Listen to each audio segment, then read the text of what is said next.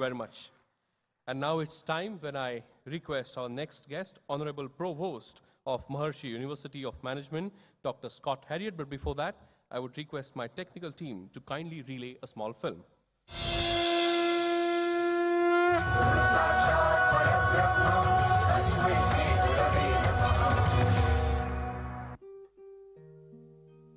Dr. Scott Herriott is a management professor at the Maharishi University of Management, USA. He teaches economics, finance, operations management, strategic management, and sustainable business. He has authored scholarly papers in the areas of economics, organization theory, and business strategy. He obtained his BA in mathematics from Dartmouth College and his PhD in management science and engineering at Stanford University. He taught at the University of Texas at Austin and the University of Iowa for 6 years before joining the Maharishi University of Management in 1990. He has worked on developing a book that simply explains technology to the finance people and finance to the technology people.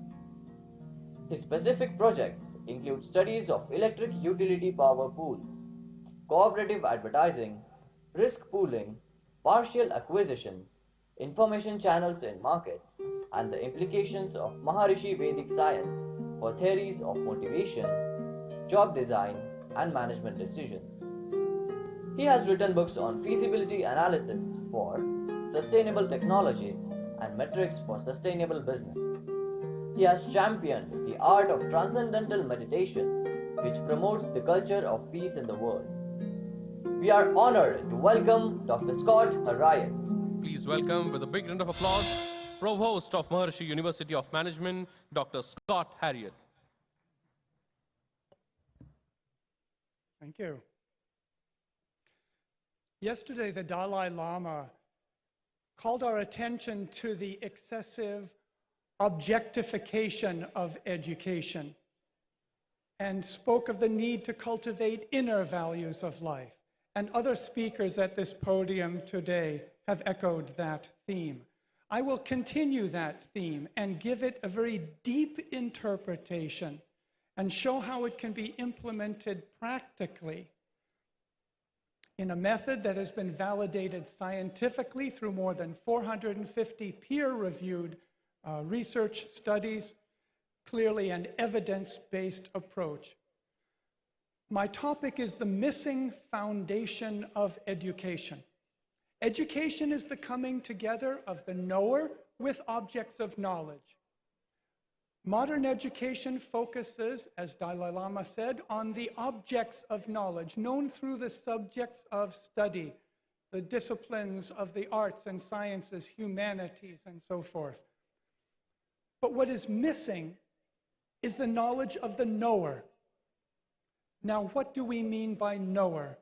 Knower is not just the mind that perceives or the mind that thinks. It is something much deeper than that. To learn, the student must be awake, alert, have a fresh and clear mind. It is wakefulness, alertness, consciousness that is the deepest value of the knower.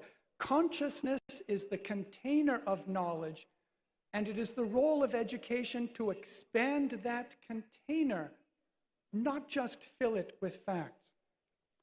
So I'm going to talk about how this missing foundation of education has been located within the Vedic literature of India. The missing foundation is there.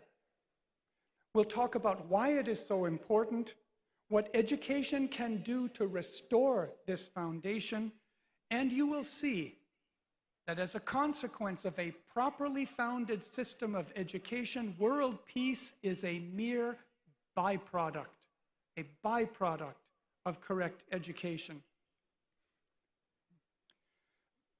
The knowledge of consciousness is most clearly expressed in the Vedic literature, and I'm going to point to two elements of this to make my point so strongly. What is this consciousness, and how can the student know it, experience it? What is this missing foundation? The Mandukya Upanishad begins with several verses that describe the three relative states of consciousness, waking, dreaming, and sleeping. And then it makes a very important point. Shivam Shantam Advaitam Chaturtam Manyante Sa Atma Savigyeha. Shivam, infinite silence. Shantam, peace. Advaitam, non-duality.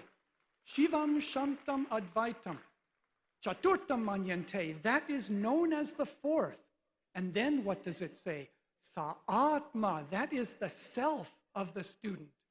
And to drive the point home, Savigyeha, that must be known. It must be known through experience. It is scientific knowledge. So that fourth state of consciousness that is missing from education is that Shivam Shantam Advaitam, infinite silence, peace, non-dual experience, the self awake to itself. Same point in the Bhagavad Gita. Different context, the battlefield, Krishna speaking to Arjuna. Chapter 2, verse 45, Krishna says, Trigunya Vishaya Veda, Veda's concern is with the three gunas, the modes of activity of nature. Then he says, Nistre gonyo bhavarjun, be without the three gunas, be without the activity of nature. That is Shivam Shantam. Be without activity. And then Krishna explains the consequences of that. Nirdvandvo, freed from duality. Same point you just heard. Nirdvandvo, nitya sattvasto niryogakshema. Firm in purity, independent of possessions, that's peacefulness. And then, coming back to the same point as the Mandukya Upanishad, Krishna says, Atmavan, possessed of the self. Both of these expressions describe a state of infinite silence, of non-activity, which is the self awake to itself, non-dual, which is the most intimate aspect of the knower. Why is this important? Why is this fourth state of consciousness necessary for education? Mandukya Upanishad answers that at verse 2. Ayam Atma Brahm. This Atma is, this self is Brahm, totality.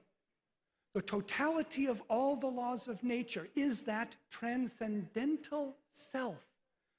So, if the student can experience that transcendental self, they are experiencing the home of all the laws of nature. They are identifying the individual mind of the student with that managing intelligence of nature that governs all of the universe.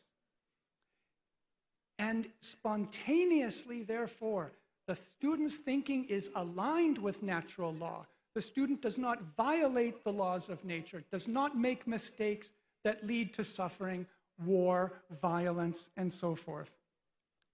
So how to experience this Shivam Shantam Advaitam?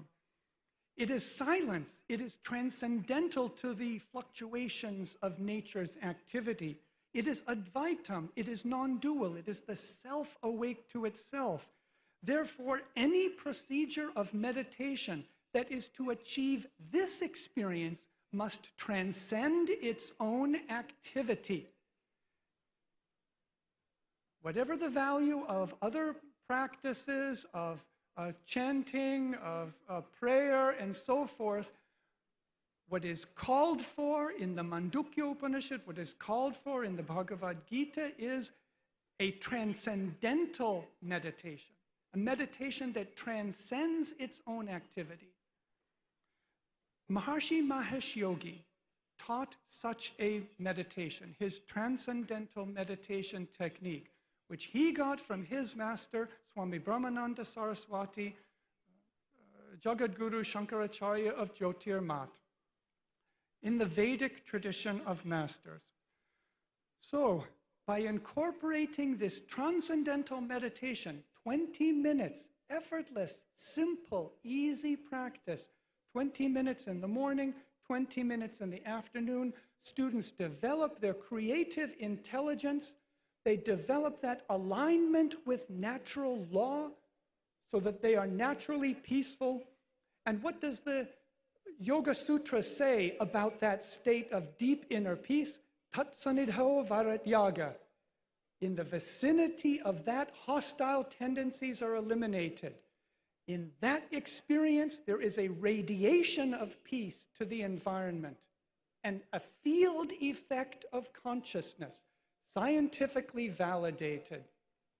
So, any university that has a few thousand students can teach them this technique and thereby enable them to radiate this influence of peace to their environment. And that is consciousness-based education. Thank you all very much. Thank you. Thank you very much, Dr. Scott Herriott. A big round of applause for Honorable Provost of Maharishi University of Management. Thank you very much for your thoughts.